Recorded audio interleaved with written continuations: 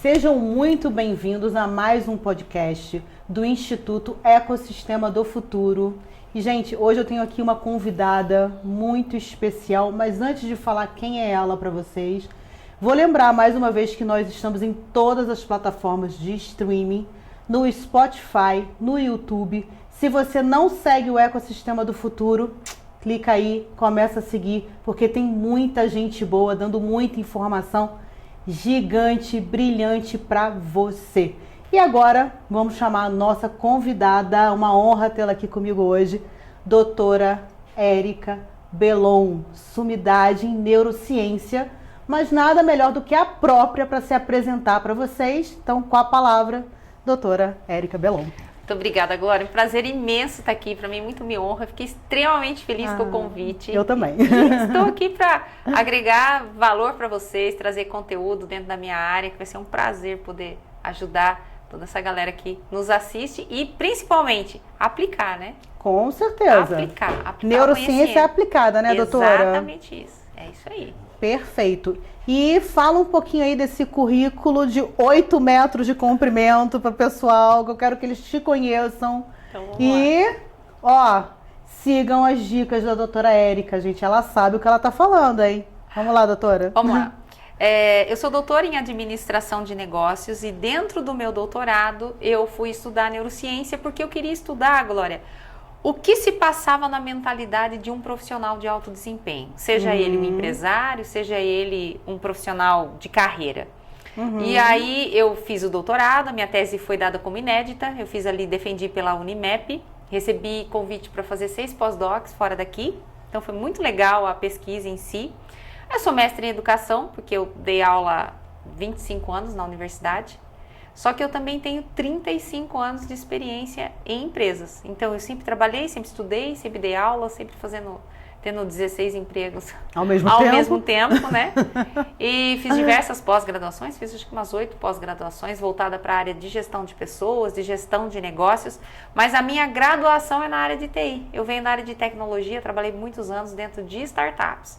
Então, isso que me motivou muito em buscar, né, essa performance, porque quando eu saí da startup e fui trabalhar em outros locais, eu me assustei muito, porque dentro de um ambiente de startup, aquele ambiente mais colaborativo, as pessoas muito focadas no resultado, não era isso que eu via em outras empresas que eu passava. Sim. E quando eu fui para dar aula na faculdade, eu enxergava esse gap absurdo entre o que se ensinava na faculdade e o que realmente acontecia dentro da empresa.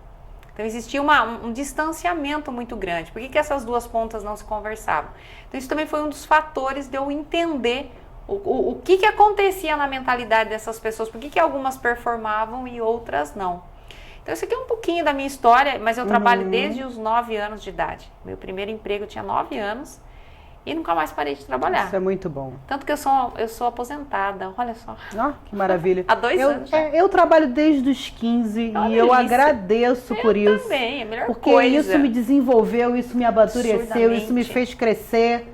E tá sempre em atividade e não quero parar nunca, tá? É isso aí. Não quero continuar sempre. Isso aí. Mente sana, corpo sano. Não é? Quando sua mente está ocupada, né? Quando sua mente está... Quando você tem metas, você tem objetivo, você tem propósito do porquê você levanta de manhã, dificilmente a gente é acometido por qualquer patologia, né, mental, né? Tipo uma ansiedade mais exacerbada, uma depressão, enfim. Então, é muito importante a gente ter ocupações mesmo, afazeres. E ninguém morre de trabalhar não, viu? Nunca. Muito pelo contrário, é saudável. Costumo sempre falar isso. Uma coisa que eu gosto muito de falar, né? Durante todo o meu processo de pesquisa, a gente escuta muito, né, essa questão das pessoas linkarem, na verdade, qualidade de vida com quantidade de horas de trabalho. Mas o que mata a gente, Glória, não é a quantidade de horas que você trabalha, é o ódio que você sente pela atividade que você faz. Você pode ficar 12 horas dentro de uma empresa e ser apaixonada por aquilo. Por exemplo, eu nem sei quantas horas eu fico dentro da minha empresa, mas aquilo para mim não é um trabalho, sabe? É uma satisfação eu poder ensinar as pessoas por onde elas podem ir, o que elas precisam fazer para performar, mostrar para o empresário que existe a possibilidade dele estruturar uma gestão estratégica em cima de uma metodologia. Então, eu fico ali 12, 14 horas muitas vezes, aquilo para mim é um prazer. Como eu já trabalhei em locais que 6 horas era uma tortura. Eu fiquei doente. Então, isso é importante a gente dizer, porque existe uma correlação de dizer que você ficar na empresa muito tempo te vai adoecer. Não, é o ódio que você sente por aquilo que você faz, são as relações tóxicas que você tem, é isso que te adoece. É isso. E não o trabalho É em si. exatamente O trabalho assim. edifica o homem. É isso. Turma, caneta e papel na mão, que já deu para perceber que vai ser aula, né? Então, vamos lá, capricha, eu já tô aqui já marcando algumas coisas, que esse papo vai ser longo, com toda certeza. Doutora, vamos lá, a senhora falou novo e velho, startup e convencional. Sim. É um modelo flexível e um modelo rígido, né? Rígido. É isso que diferencia, né? E quero também colocar aqui alguns pontos, talvez seja importante a gente desmistificar algumas coisas. Então, eu vejo de um lado, né, profissionais mais velhos, extremamente rígidos, mas também vejo profissionais mais velhos, extremamente flexíveis. Não é uma regra.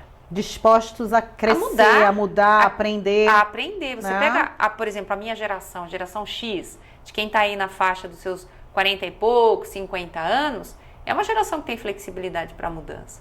Em contrapartida, eu trabalho com muitos jovens, porque eu estou ali fortemente na rede social, atendendo startups, dando mentoria para jovens, mas o que eu vejo de jovem engessado, extremamente analítico, inflexível e com uma dificuldade absurda de receber feedback, então não tem nada a ver com a idade. Tem a ver com o indivíduo. Com a mentalidade. É a mentalidade. Essa falta de capacidade, né, o famoso coachability, né? A capacidade de eu receber o feedback, ruminar aquilo, fagocitar aquilo e usar aquilo a meu favor. Isso não tem nada a ver com idade, isso tem a ver com flexibilidade cognitiva, Perfeito. Que é uma das habilidades que o Fórum Econômico Mundial colocou muito em xeque. Se você não tiver, você vai ser engolido pelo mercado. Exato, eu falei isso aqui ontem, numa situação. E isso que a senhora comentou sobre o ódio pela atividade, que a pessoa ela não está feliz em estar onde está, ela não tem a coragem de tomar as decisões que precisa tomar. Exatamente. E fica ruminando aquilo ali, desenvolvendo burnout, desenvolvendo doenças, trabalhando mal, não gerando resultados. Exatamente. É aonde eu tenho falado muito sobre QS, né? Que é a inteligência espiritual exatamente. Baseada no propósito. Sim. Que a gente está adentrando numa era que o propósito vem com força. Ou você trabalha com o amor, o propósito do legado, ou você está fora desse mercado que está se formando aí, né? Exatamente isso. No meu doutorado, eu precisei estudar teologia, porque eu cheguei num ponto da pesquisa que eu identificava que a oração muda absurdamente as nossas capacidades cognitivas. Então, hoje eu tenho até palestras e treinamentos que eu faço sobre isso, inclusive sábado, agora próxima semana, sábado eu vou dar uma aula de neurociência dentro de um curso de teologia. Isso é muito legal, né? Porque hoje as duas áreas entenderam que elas não precisam brigar, né? Não, elas podem caminhar juntas, né? Podem se complementar. E hoje você já tem teses sendo defendidas, né? Que a inteligência espiritual, a empresa que valida isso, a produtividade é maior. Por quê? Porque a inteligência espiritual, ela aumenta a sua capacidade cognitiva, ela melhora a sua capacidade de cognição, isso é provado cientificamente. Ela melhora a tua performance. E quando a gente fala até em relação do burnout, enfim, né? Então a pessoa trabalha infeliz e o que é pior, ela detona quem está do lado dela, né? Porque a pessoa que está sentada do lado dela não tem obrigação de ficar aguentando uma pessoa infeliz. Com certeza. E da mesma maneira que a felicidade é contagiante, a infelicidade também é, né? Uma pessoa infeliz no meio de várias outras. Sem sombra de dúvida, porque nós somos energia, né? É, total. Somos energia. Eu acredito nisso. Sim, nós somos. O que tem no núcleo? É energia. Isso. Então, uma junção de átomos, eu tenho uma composição de moléculas. Uma composição de moléculas, eu tenho várias organelas. Juntando as organelas, eu tenho células. Um monte de células juntas, eu tenho órgãos. Vários órgãos definem a minha pele e que vai definir o quê? O ser humano. Então, começa tudo na ponta na energia. Certo. Então, se eu não entendo isso, e essa energia, ela é mental. Nós temos 40 mil neurônios no nosso coração. Sim. Nós temos um cérebro no nosso coração. Tudo conectado por aí. Então, se eu não trabalho bem, se eu não gosto daquilo que eu faço, eu viro o que está na palavra, pedra de tropeço, até para o dono da empresa, porque eu falo muito uma coisa, né? É verdade. Eu digo muito o seguinte, você não é uma árvore, você pode sair. Ninguém é obrigado a estar trabalhando no local que não gosta. Você pode sair. Da mesma maneira, empresário, se você não gosta daquele funcionário, você pode demitir. Exato.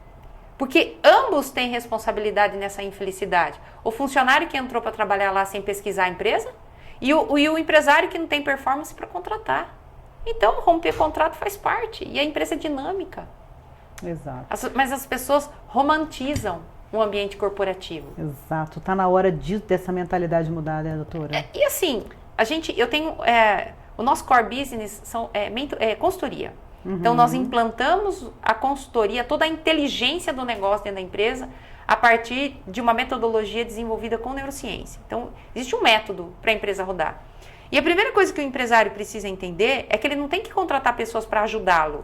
Ele tem que contratar pessoas para dar resultado. Então, até a mentalidade do dono está errada. E aí ele quer contratar mão de obra barata. Por que o empresário não sai da operação? Porque ele contrata funcionário júnior. Quanto mais júnior for seu funcionário, mais você vai na operação. Agora a pessoa quer ser empresário, mas não quer gastar. E o que o empresário, no Brasil pelo menos, né, não entende é que ele é a cabeça, ele tem que ficar na estratégia do negócio. Ele não entende isso, ele quer ser na operação. Por quê? Porque ele sai da CLT e vai para... Ele se torna empreendedor. Isso. Então ele não entende que a mudança, né, do outro lado da mesa... E ele também não entende que se ele quer gente boa para trabalhar, quem é bom custa caro. Exatamente. Fazer um bom recrutamento de talentos, né? Exatamente. Que tudo começa no processo de recrutamento e seleção. Se contratou errado, o que eu vejo de gente que quer me contratar para corrigir na sala de treinamento uma contratação errada... Não tem como. Gente, contratação errada é demissão. É demissão. E o empresário tem que entender que a empresa não é clínica de recuperação. Você não está lá para recuperar ninguém. Eu adoro quando você fala isso. Porque é a mais pura verdade, as pessoas não entendem, né? Gente, existem quatro frases assim que eu gosto de falar que é uma verdade. Ó, a primeira: o mundo não te deve nada. Ponto. Se você não consegue lidar com isso, precisa procurar um psiquiatra. O mundo não te deve nada. Ponto. É verdade, é verdade.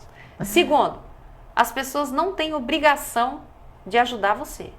É verdade. Terceiro, o universo não conspira contra você. Nunca. Nunca. Verdade. Né? Nunca. E quarto, você tem a vida que você merece. Porque é a vida que você escolheu. Quando você entender esses quatro, incorporar isso, aí você vai levantar, sacudir a poeira, e dar a volta por cima. Dar a volta por cima e fazer a sua empresa rodar. Porque enquanto você ficar na condição de vítima, que também é uma cultura muito aqui... brasileira. Porque inclusive foi colocado na cabeça do brasileiro, né? Sim. Que se eu me colocar numa posição de vítima, Deus vai me ajudar. Exato. Deus não vai te ajudar, ele não vai fazer absolutamente nada do que é a tua parte. E a vítima ainda leva pra culpa, né? Exatamente. Isso, né? Aí você cai a frequência. Ó, uma pessoa com sentimento de culpa, quando nós mapeamos energeticamente o corpo daquela pessoa, ela vibra em 20 Hz. O que ela atrai para ela é desgraça. É isso, lamentação, só coisas que... E, inclusive, funcionários que não vão ser adequados ao que ela está buscando. É porque ela vibra naquela frequência, né? Exatamente. Aí você só vai atrair aquilo, porque tudo é eletromagnético, né? Você manda e atrai. Exatamente, doutora, acredito nisso, eu falo isso o tempo inteiro. É isso mesmo. Sabe? E não dá mais para as pessoas fingirem que nós somos sistêmicos. Sim, as entidades são sistêmicas. Não tem tudo como. É sistêmico. Tudo é sistêmico. Né? Não tem como. Não tem mais como desvincular não tem. isso. Não tem. Como as pessoas tentaram fazer durante, eu acho que... Não. Até os dias de ontem, né? Sim, exatamente. Exatamente. Porque as pessoas confundem, querem espiritualizar tudo, quer dar nome de doutrina, numa coisa que não tem nada a ver uma coisa com a outra. Tem gente que tem dificuldade de falar de inteligência espiritual, porque ele acha que você está falando de doutrina religiosa. Não tem nada a ver. Não tem nada a ver uma coisa com a outra. Nada, é totalmente ligado ao propósito, ao legado. Por que o teu negócio existe? Exatamente. Por que eu levantei agora de manhã? Exato. Qual é a razão dele existir? Exatamente. Se você fechar suas portas hoje, vai fazer falta para a sociedade, para o seu bairro, para a sua rua? Exatamente isso. Né? Qual é o legado que você deixa? Exatamente isso. Como você contribui com o planeta, com toda uma sociedade que está ao seu redor? Exatamente. Isso é propósito. Qual é o impacto que você causa na vida das pessoas? E não precisa nem pensar grande, cara. Você precisa começar pequenininho. Pensa nano. Qual é o impacto que você passa dentro da tua casa? Exato. Começa ali, ó. Eu falo que a primeira equipe é a nossa casa. Se você não consegue se dar bem em casa, cara... Já era. Vai ser difícil na rua. É com verdade. toda certeza. Bom, deixa eu preparar uma pergunta. Peraí. A gente já meio que introduziu isso aí, né? Algumas coisas que estão aqui. Mas eu vi uma fala sua, doutora, que a senhora diz que neurociência dialoga com a administração de negócios. Sim. Tudo bem que a gente já meio que está falando disso, mas eu queria que a senhora entrasse no tema e os benefícios desse casamento, né? Neurociência com a administração de negócios. Vamos esclarecer isso aí para a turma? Olha só, a neurociência, ela nada mais é do que uma área de estudo que vai estudar o comportamento humano a partir do nosso sistema nervoso central. Trocando em miúdos, por que você se comporta como você se comporta? Então, da mesma maneira que eu preciso entender que o mundo ele é sistêmico, eu tenho que entender que o funcionário ele também é. Quando você contrata alguém para trabalhar para a tua empresa, você não contrata currículo, você está contratando a genética dele. Porque o modelo de pensamento dele já está impresso na genética dele. Nós herdamos até 10 gerações antes da nossa, com padrões de pensamento. É. Então, a neurociência, ela entra para me ajudar a entender estas questões que foram vistas por muito tempo como algo raso dentro do ambiente corporativo. Então, quando eu entendo isso, quando eu entendo a estrutura familiar do meu colaborador, eu sei como ajudá-lo a performar. A neurociência entra para me ajudar a desenhar a liderança. Então, a neuroliderança é uma disciplina onde vai me ajudar a estruturar a liderança pensando na performance, porque ela é cerebral. Tudo começa na mente. Então, se eu não tenho uma mente organizada, se eu não tenho uma mente estruturada, se eu não sei usar a minha mente consciente, que é onde estão ali as minhas faculdades mentais, o meu processo de tomada de decisão, eu não consigo performar. Então, hoje a neurociência ela dialoga com todas as disciplinas dentro da área de gestão, como, por exemplo, o próprio perfil comportamental. Sim. Então, quando eu entendo de que maneira aquele perfil comportamental foi construído neurologicamente, eu sei até qual é o conteúdo que eu vou ministrar em um determinado treinamento. Senão, eu fico contratando um monte de palestrante, trazendo para dentro da minha empresa, sem estratégia nenhuma e cada um falando uma coisa. E não vai dar resultado nenhum. Não o que eu quero, né? Zero. Zero de resultado. Então, hoje a neurociência ela vem para alinhar todos esses processos. E ela também começa com a missão, com a visão, com os valores, com a cultura e com o propósito. Isso tem que estar muito bem desenhado e alinhado dentro da empresa. E aí sim eu vou buscar os funcionários que são os agregadores daquela ideia. Exatamente. Então, esta é a coluna dorsal. Agora, se eu nem isso não tenho, como é que eu posso fazer com que o meu negócio dê resultado? Exatamente isso. Eu desenvolvo cultura, né? E como eu sou futurista, eu já estou nesse framework de futuro, exatamente assim como a senhora falou. E estou incluindo o ESG dentro dessa cultura, as ODSs. Então, já estou trazendo alguns elementos do futuro para a gente conseguir fazer uma base, porque eu vejo a cultura como a base para a gente iniciar todos os processos. É o chão, né? O chão. Até para a gente fazer essa contratação dessa pessoa que a gente quer, sem que a gente tenha a visão da nossa cultura exata, assim, clara, como que a gente faz? Olha só, do 0 aos 12 anos, é o chão que você constrói de um ser humano para ele performar para o resto da vida. Do 0 aos 12. A cultura é exatamente esse chão. Dependendo de como esse solo ele é construído dentro da empresa, eu vou ter uma performance legal ou ruim dos meus colaboradores. Porque cultura é tudo que acontece nas costas do dono, né? Quando ele sai. E o ideal é que a gente consiga transformar isso em, por exemplo, você como dono, o teu colaborador ter tatuado a sua visão nele. Sim. E você pode estar do outro lado do mundo, que você está muito tranquilo, sabendo que as coisas estão acontecendo exatamente como se você tivesse sentado lá naquela cadeira. Aí o empresário coloca na cultura dele respeito, mas ele não cumprimenta a secretária. Entendeu? Né? Grita, xinga. Tem ataque, berra com todo mundo, não cumprimenta o jardineiro, ofende todo mundo. O próprio dono não vive... Não vive a cultura que ele prega. Exatamente isso. E está faltando neurociência nessas pessoas. Exatamente. Inteligência emocional, emocional, treinamento, tudo. né? Tudo está faltando. É verdade, doutora. Olha, vamos lá.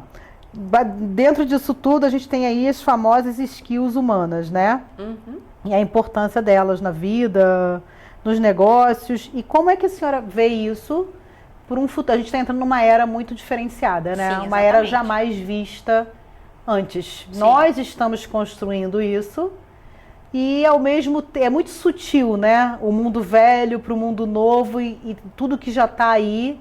E como a senhora vê as skills humanas em relação a esse futuro? Como a senhora coloca isso nos seres humanos? Qual a dica? O que a senhora diz como neurocientista sobre isso? Máquina, homem, futuro. Olha só, o Fórum Econômico Mundial, ele publica que até 2025 as habilidades né, atuais, praticamente elas desaparecerão. Então ele diz que 85 milhões de empregos desaparecerão, entretanto 95 milhões de novos empregos surgirão. Eu penso que a principal habilidade que um colaborador tem que ter, independente se ele tem 17, 18 anos hoje, ou se ele já está lá na casa dos 70, que eu ainda atendo profissionais com essa idade, se ele não tiver a flexibilidade cognitiva, que é a capacidade de desaprender, aprender e reaprender, ele vai ser engolido pelo mercado. Uma das coisas que as pessoas precisam entender, principalmente os funcionários que têm mais tempo de casa, é que a experiência que ele tem já não é mais suficiente para o que ele vai enfrentar no futuro. Ele pode ter 30 anos de experiência em determinada área, mas se ele não souber nada de inteligência artificial, ele está fora. Tecnicamente falando, né? Não estou aqui descartando a experiência de gestão, de lidar com pessoas, mas isso não vai ser suficiente. Ou eu entendo isso, ou eu estou fora. Então eu acho que a principal é a flexibilidade cognitiva, porque ela engloba tudo, até a minha capacidade de entender que eu preciso desenvolver minha inteligência emocional. E a senhora vê muita resistência das pessoas nas empresas? Muitas. Os líderes? Muitas. Gestores? Muitas. As pessoas precisam entender que a empresa ela é reflexo do dono. Ponto. Da mesma maneira que o time é reflexo do líder. Ponto. Um time ruim, um líder ruim. Você não vai ter um time nota 10 se o líder for nota 7.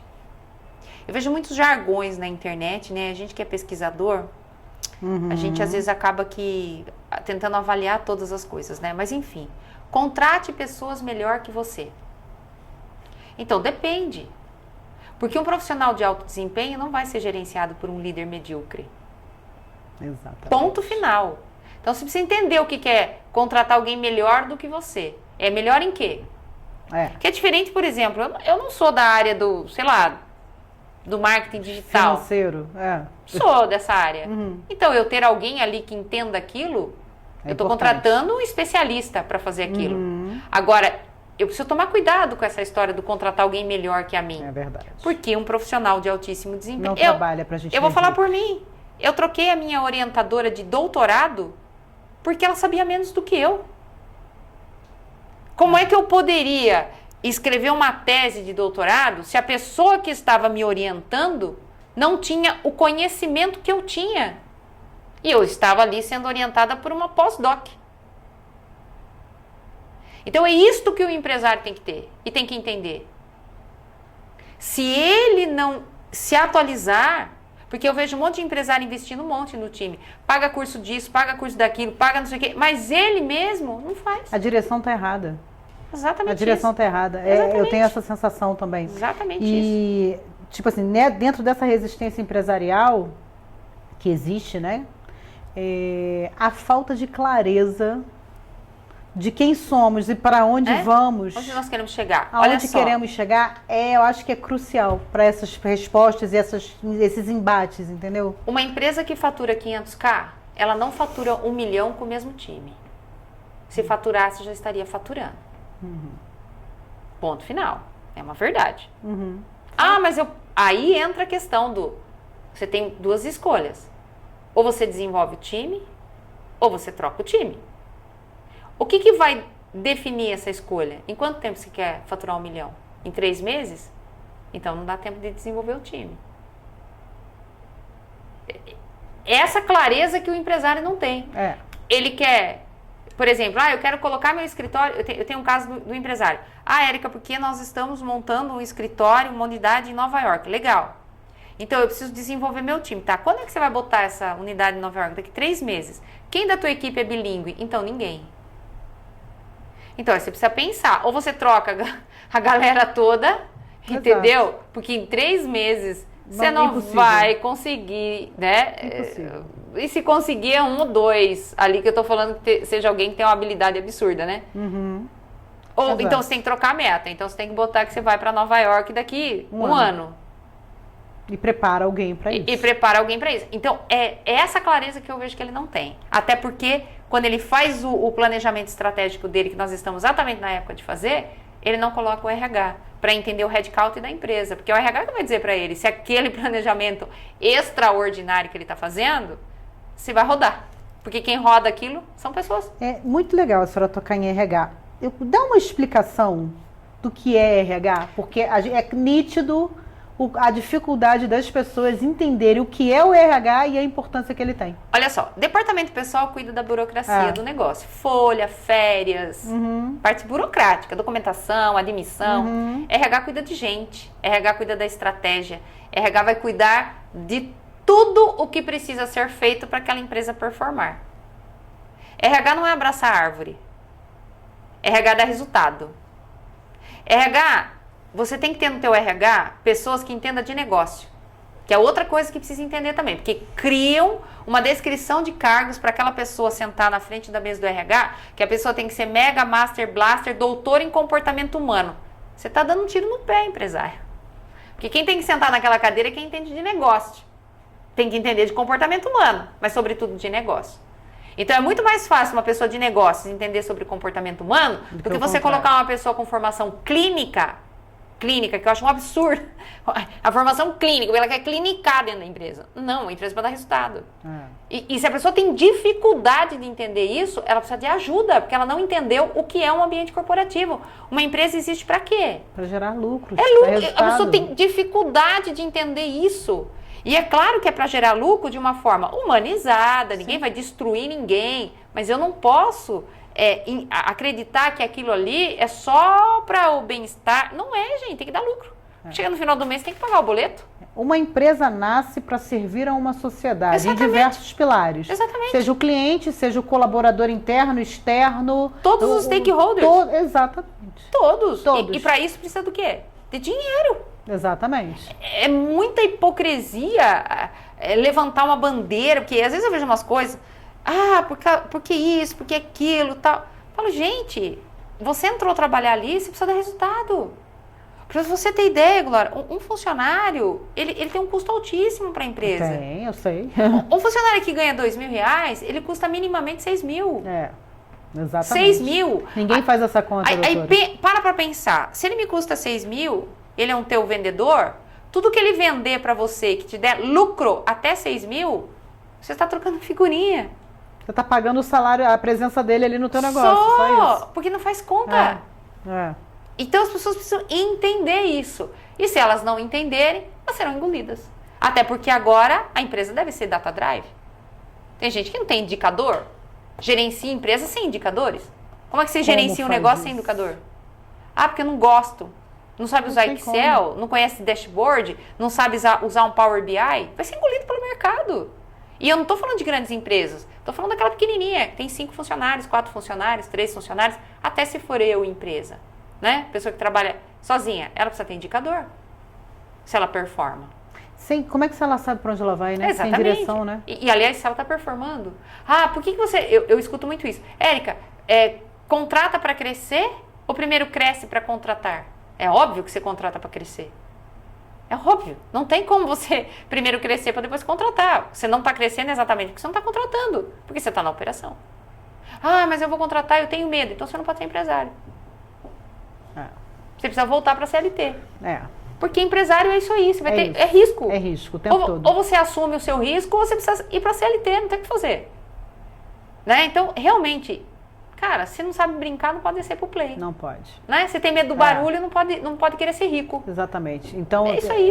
É isso, né? É consciência de quem eu sou e aonde quero chegar. E se é isso que eu realmente quero para mim, esses são os desafios propostos pela vida, normal. Exatamente. Né? E se der errado, tudo bem, começa de novo. Ué, isso aí. Eu escuto, Érica, meu sonho é abrir uma empresa e tal. E por que você não abre? E se eu quebrar? Ué, pode ser que você quebre. Você nunca foi empresário? Eu quero saber qual é o empresário que nunca quebrou na vida. Pois é, a gente toma cada rasteira.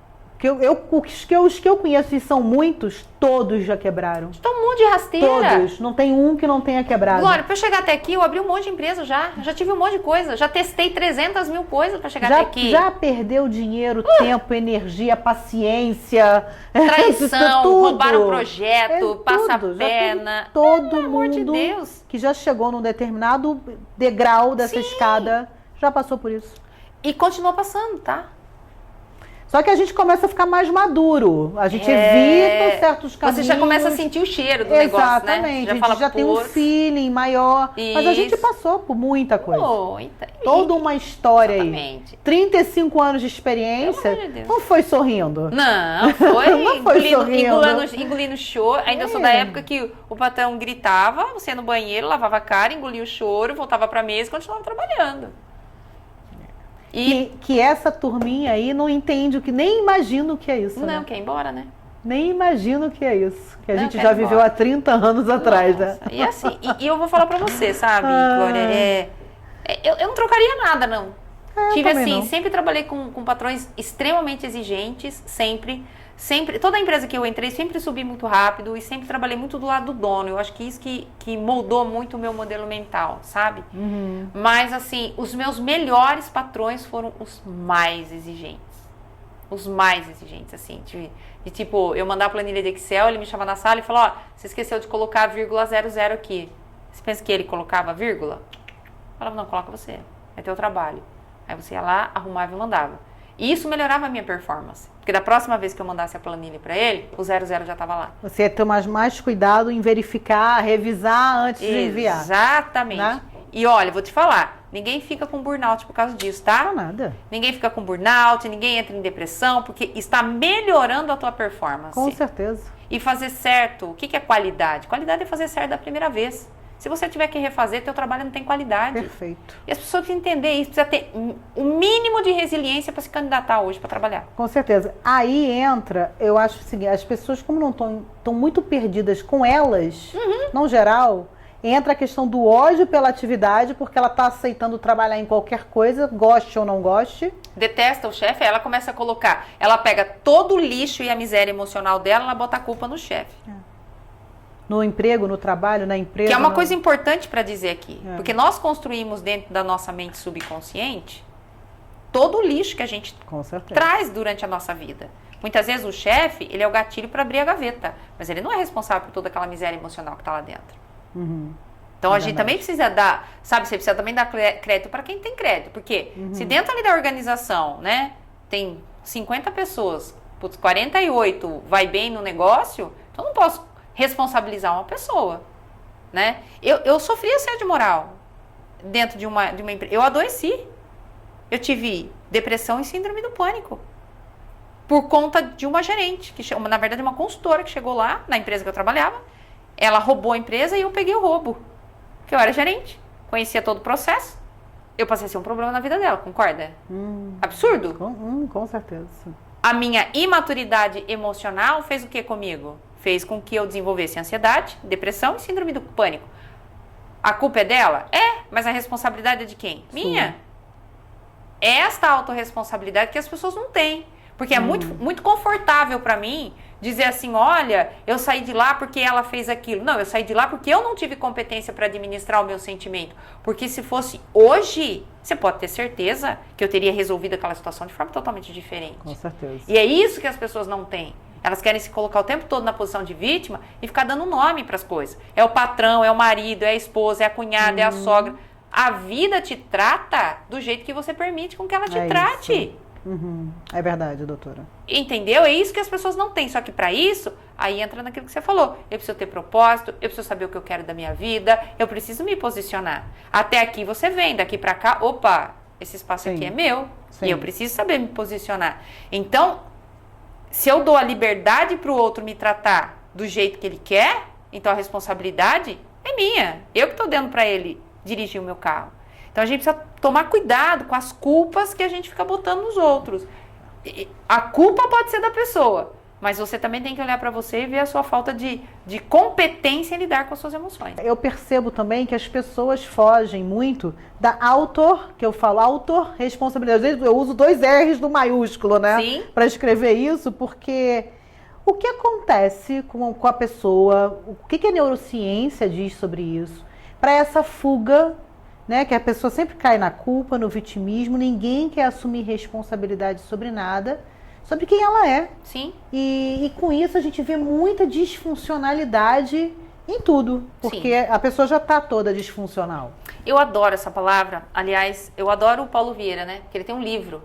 A autorresponsabilidade. Meu sonho é conhecer ele, para dar um abraço nele, porque minha vida mudou quando eu vi isso aí. Eu tenho uma foto com ele. Não dia eu tenho, depois eu te mostro. Depois você fala que quando você encontrar com ele, você fala assim, Érica, te mando um abraço. Mas enfim, a autorresponsabilidade, eu vou te explicar a partir da maturidade de uma pessoa, tá? Toda pessoa, ela passa, vamos pegar um ambiente corporativo aqui. Todo profissional, ele passa por algumas fases de maturidade. A primeira fase é a fase do bebê. Então, o funcionário bebê, e não tem questão de idade, tá? Porque tem bebê com 50 anos. O bebê é aquele tipo de pessoa, aquele tipo de profissional, que tudo que ele vai fazer, você tem que cuidar. Então, o que você faz com o bebê? Você cuida do bebê, dá mamadeira pro bebê, vê se o bebê tá chorando, o bebê chora, você vai lá, carrega. Maturidade, bebezinho. Aí você tem a pessoa que tem a maturidade de criança. O que você faz com a criança? Tem que educar. O que você faz com um funcionário criança? Antes de entrar na sala, você tem que bater na porta, você educa. Coisa que a mãe dele não fez, você tem que fazer dentro da empresa. Aí você tem o adolescente, que você tem que disciplinar, que é aquela pessoa que ele diz assim pra você, não tá contente, me manda embora. Aí você tem o adulto, que é pra quem você pode delegar. Isto tudo é uma linha do tempo sobre autorresponsabilidade. E tá totalmente conectada com a mentalidade. E essa mentalidade, ela é formada dentro da nossa própria casa. Então, hoje você vê os meninões de 50 anos separando das esposas e o rapaz, 99,9%, ele volta a morar com a mãe. Porque a autorresponsabilidade, principalmente nos homens, eles não são desenvolvidos. Hoje já tem pesquisa, tem muito estudo. Gente, o que eu atendo, Glória, de mulheres executivas na minha sala, que elas estão se separando por conta da sogra, é inacreditável. Porque o bebê que mora com ela, que tem 50 anos, não tem autorresponsabilidade. Ela vira o esteio da casa, porque o bebezão sabe que no final do mês, de alguma maneira, aquela mulher vai dar conta de pagar a conta. Só que hoje eu vejo muitas caindo na real e falando assim, ó, um abraço, meu amigo. E aí a família do rapaz diz o quê? Olha só, agora que ela chegou no topo, ela tá largando dele. Mas mal sabe tudo que essa mulher passou para ela chegar no topo. Então a autorresponsabilidade, ela é formada dentro da nossa própria casa.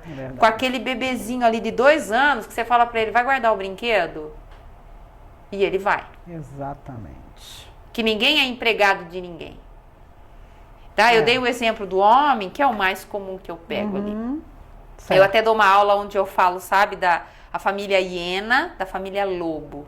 Até que no dia da palestra eu não consegui. Eu quero ouvir isso. Falar Conta da família hiena e da família lobo. Isso, conta aí pra gente um pouquinho. Olha só, ou você nasceu na casa de uma família hiena, ou você nasceu na casa de uma família lobo. A família hiena, no mundo animal, a hiena, ela que manda ali. Então, o macho sai caçar, traz a caça para a hiena, ela come com os filhotes. O que sobra, e se ela deixar, o macho come. Senão, ele tem que caçar. Então, quem manda na casa é a mulher, é a mãe, é a hiena. Aí tem outro modelo de família, que é o lobo que manda. Ele sai caçar, primeiro ele come. O que sobra, a loba dá para os filhotes. E se sobrar, daí que ela come. Então, naquela casa, quem manda é o pai. A família da hiena, a mãe hiena, quando ela tem uma filha, ela cria uma filha igualzinha a ela. Na casa da hiena, o pai é totalmente passivo. A mãe chega em casa, o pai fala pra mãe, não tinha uma parede aqui na sala? Ela fala, tinha, mandei derrubar. Ela que manda. A mãe hiena troca a lâmpada, ela tem o maior salário dentro da casa dela. Geralmente o pai, quando ele tem um trabalho fixo, ele também não tem muita voz ativa ali, ou ela que manda, ela que é o esteio da casa. E quando esta mãe hiena tem um filho, o filho nasce igualzinho o pai, porque ele não tem referência dentro da casa. No lobo é diferente. O filho, ali quem manda é o homem. Geralmente nessa família ele fala, mulher minha não trabalha, eu que boto sustento aqui. Então nesta família, a mãe não tem voz ativa. O pai escolhe até a cor do sofá da sala. Ele tem um filho homem, é macho alfa igual a ele, com 12 anos esse menino está dirigindo trator. Mas quando ele tem uma filha, é uma princesa. Então eu tenho duas famílias, ó. A hiena cria a filha que não foi educada, foi treinada. Sim. E o lobo tem o filho que não foi educado, foi treinado. Quando esse casal se casa e eles têm maturidade, em um ano de casamento eles se tornam milionários. Agora, quando eles não têm essa maturidade da autorresponsabilidade, eles começam a disputar território. E eles se divorciam rapidamente. É muito do que a gente tem visto, né? Muito. Agora, o pior é quando o filho da hiena, que é aquele sujeito passivo, que ele não tira nem o prato de cima da mesa, porque a mãe faz tudo, casa com a filha do lobo. Que é a mulher macho. Que ela já está com 50 anos, fez doutorado, mas nunca trabalhou na vida e nem sabe qual é o propósito dela. Quando esses dois seres se casam, eles passam o resto da vida morando no fundo da casa dos pais. Porque eles não foram treinados para conquistar nada na vida. Tanto que eu brinco, né? Eu falo nas minhas palestras assim, a filha do lobo fala pro filho da hiena, né? Bem, a luz do banheiro está queimada. Ele fala, deixa a do corredor acesa. Porque na casa dele quem troca a lâmpada é a mãe. Na casa dela quem troca a lâmpada é o pai. Eles vão ficar sem lâmpada. Eles vão ficar sem lâmpada. Vai passar o resto da vida, entenderam?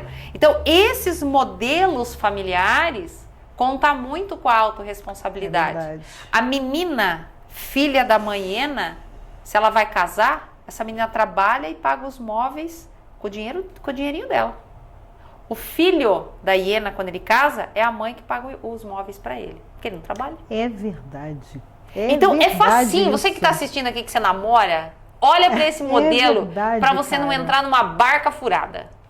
Porque se você for a filha da hiena, que está casando com um filho de hiena, você vai passar o resto da tua vida sustentando esse cara.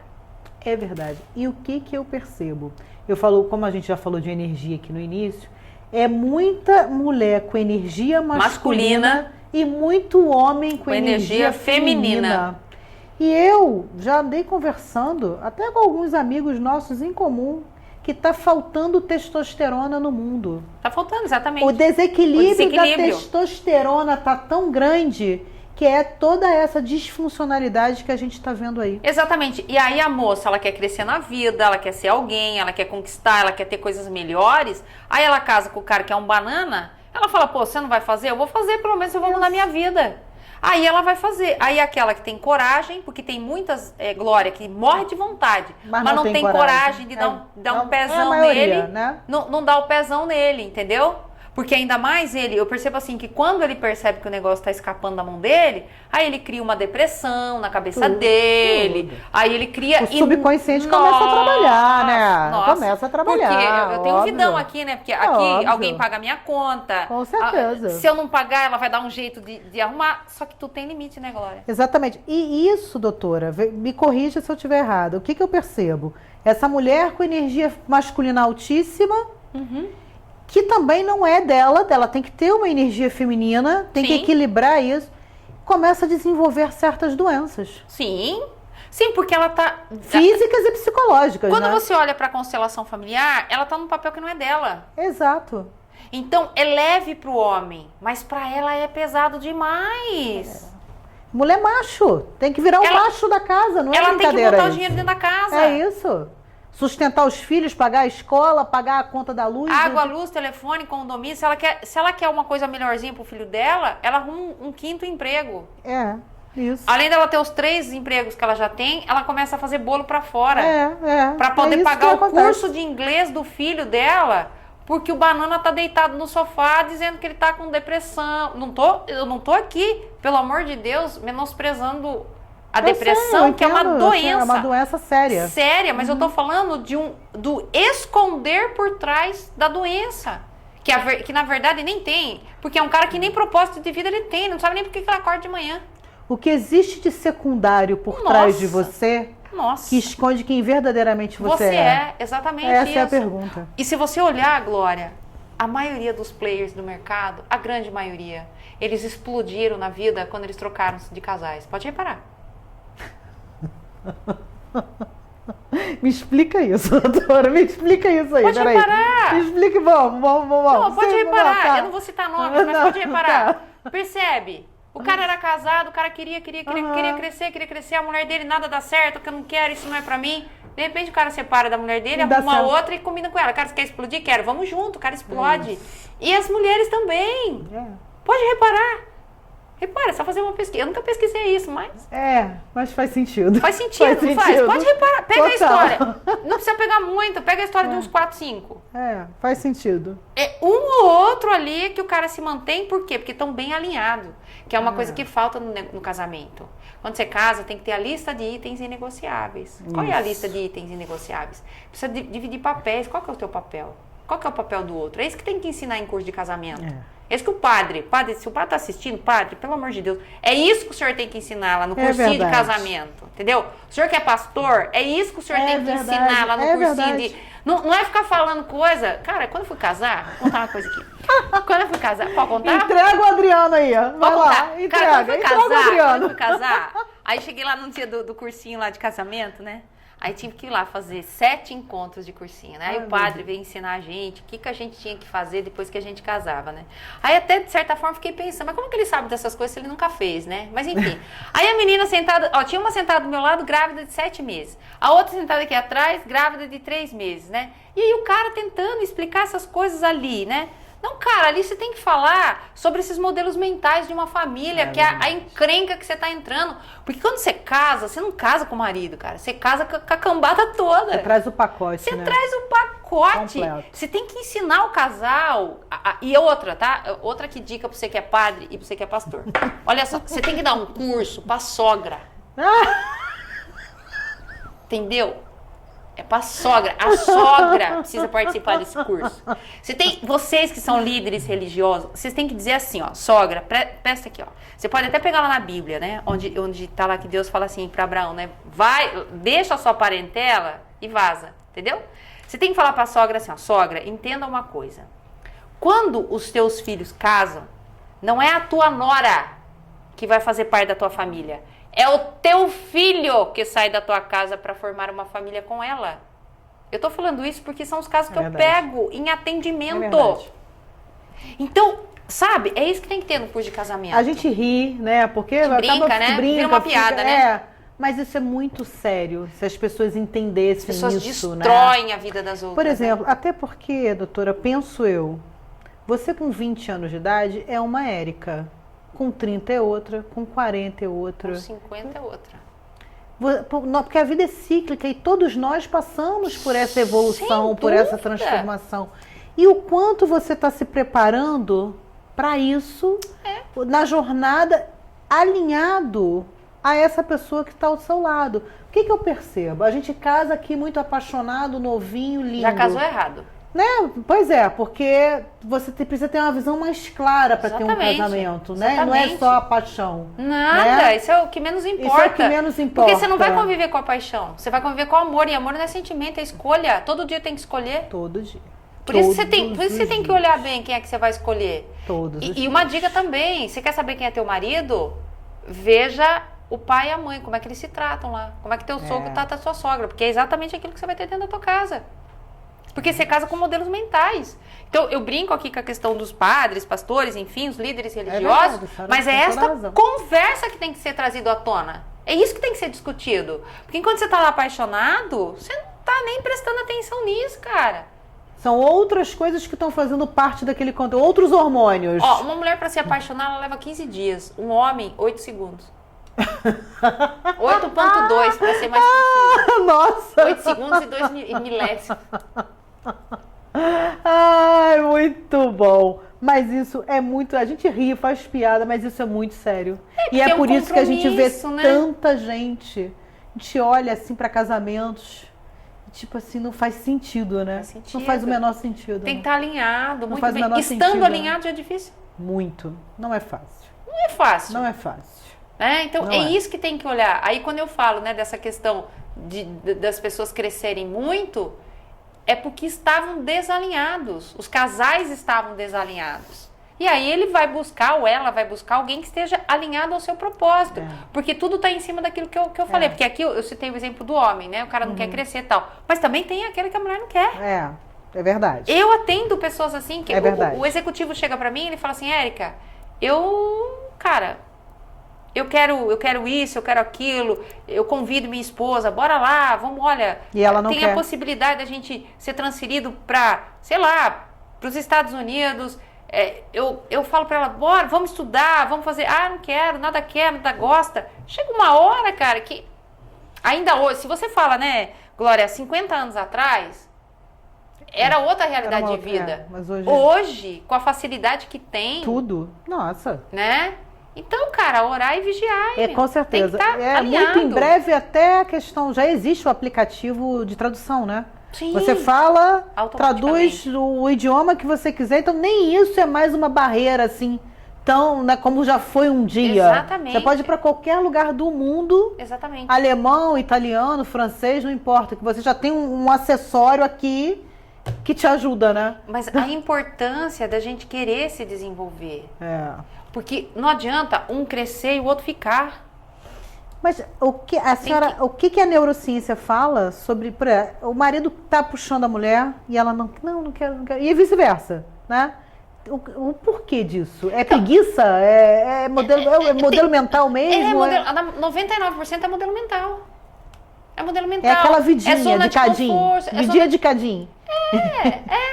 É a zona de conforto, né? Porque se tem alguém me trazendo, por que eu vou querer sair daqui? E as pessoas precisam entender isso, sabe? A importância do desenvolvimento mesmo da pessoa. Gente, não sei se alguém já passou por isso, mas é terrível você estar num local que a pessoa está conversando determinado assunto, você não sabe sobre o que a pessoa está falando. Não tem nenhuma noção, né? Do que a pessoa está falando. Então, casal, resolveu se desenvolver, tem que ter um alinhamento, porque não adianta um tá aqui, outro tá aqui. Não adianta, isso vai dar divórcio. Não funciona. Não funciona. E dos dois lados, sabe? E a mulher também, não adianta ela estar aqui, o cara tá aqui. Porque fica muito distante. Um disparate. E aí o que eu vejo? Este que não quis acompanhar, aí eles colocam na condição de vítima. Ou essa que não quis acompanhar, aí elas colocam na condição de vítima. Você tá mudando, a conversa começa assim, você tá mudando, você tá diferente, você tá estranha. Porque você lá tá atrás, enquanto eu estava te ajudando. Exato. Né? Então é difícil. E voltamos para a autorresponsabilidade. A autorresponsabilidade eu assumi que eu fiquei acomodada na minha zona de conforto. Porque eu quis, foi uma escolha minha. Lógico. Não quis te acompanhar. Lógico. Não quis crescer com você e fiquei para trás. Lógico. Você pega um casal, um tá sentado lendo artigo, estudando pra caramba, pra poder, sei lá. Aí o outro tá deitado assistindo TV. Netflix. Dormindo, assistindo TV. Rolando no Instagram o dia todo. É óbvio que isso aí não vai dar certo, gente. Não vai dar. Então, ou os dois deitam, ficam assistindo Netflix junto. Ou os dois caminham juntos. Entendeu? E vai viver morando no fundo da casa do pai e da mãe. Ou então tem que ter um acordo ali. É bíblico. Poderão dois andarem juntos se não estiverem em comum acordo? Não tem como. Não tem como. Com certeza. Doutora, o que a senhora falaria para qualquer empresário de qualquer nível de faturamento hoje que a senhora considera assim, apesar de já foi muita coisa dita aqui, né? Se vocês prestaram atenção e anotaram, né? Mas assim, uma dica, sugestão livre. Olha, fique à vontade. eu vou falar uma coisa, talvez depois ele se pergunte, como que eu vou fazer isso, né? Mas conheça o modelo mental de quem você está colocando dentro da sua empresa. O modelo mental do teu colaborador te coloca em patamares de sucesso ou de fracasso. Perfeito. E pelo visto, por tudo que a senhora falou, é isso que manda em todos os pilares, em todos os contextos. Exatamente. Você tem gente tóxica na sua empresa? Demita. Você tem pessoas na sua empresa, ó céus, ó vida, ó azar, nada dá certo? Demita. Não tenha medo de demitir as pessoas. Eu vejo empresários reféns de funcionários. Demita. Por isso que, mas eu não posso demitir, porque a tua empresa está bagunçada, não tem processo. Se você não tiver processo, você vai passar o resto da mão na vida das pessoas. Refém. Então, o empresário também precisa ser profissional, sair da condição de amadorismo. Tem que deixar de ser amador e assumir realmente vestir de empresário. Excelente, muito bom. Né? Muito então bom. É isso, é mudar o modelo mental. Gente, além de tudo isso que vocês já estão vendo que ela é sensacional, né? Ela também é autora best-seller e ela me trouxe essa maravilha de presente, que eu estou muito feliz, muito obrigada. Fala um pouquinho. Olha, esse livro pra gente. Esse livro, ele trata sobre os 8 pilares da liderança de Cristo. É um livro muito curioso, Glória, porque eu escrevi aí quais foram os critérios que Jesus utilizou para contratar os apóstolos. E pasme, um deles foi o perfil comportamental, que teve um perfil que Jesus não contratou, e foi o modelo mental. Então tem o meu método aí. Sensacional. Vou ler, vou degustar este livro com toda certeza. E o maior líder da face da Terra, né? É Jesus. Jesus. Eu sempre acreditei nisso, sempre falei isso. Aos fracos ele mostrava o quanto eram fortes, aos fortes ele mostrava o quanto eram fracos. Aos poderosos ele mostrava a inutilidade da sua fortuna. E aos pobres ele mostrava a riqueza que eles tinham. Então é o maior líder de toda a história, é o maior, eu costumo dizer, o maior exemplo de alta performance e de inteligência emocional. Bom, eu amo o perfil comportamental, né? Então, e essa é a minha ferramenta base. Eu acho também. Que sem essa ferramenta não tem como a gente fazer nada. O pessoal tem que fazer isso antes de casar. Não é? Antes de casar. Eu também acho. Mas perfil comportamental salva casamento. Salva casamento. Exatamente. Eu sempre disse isso, as pessoas acham que a gente está brincando. Não é, salva casamento.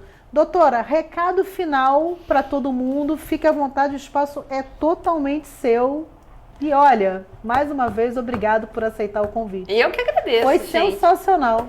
Gente, olha, eu queria deixar uma frase que eu falo muito lá na minha empresa, que você nasceu para dar certo. Se você não está dando certo, é porque você pegou a rota errada, porque você está mal acompanhado. Mas não existe a mínima possibilidade nessa vida de você dar errado. Então acredite nisso. Alinhe sua vida, alinhe sua rota, alinhe sua companhia, as suas companhias, alinhe o seu networking. Porque Deus não ia fazer você para dar errado. Ele não ia ter todo esse trabalho para dar errado, né? Então, você é um escolhido. Diferente do que a gente acha, Glória, que nós somos lá o espermatozoide mais rápido, né? Não é verdade. Essa não é verdade. Quem escolhe você é o óvulo. Então, você já foi escolhido lá, lá no ventre. Então, você nasceu para dar certo.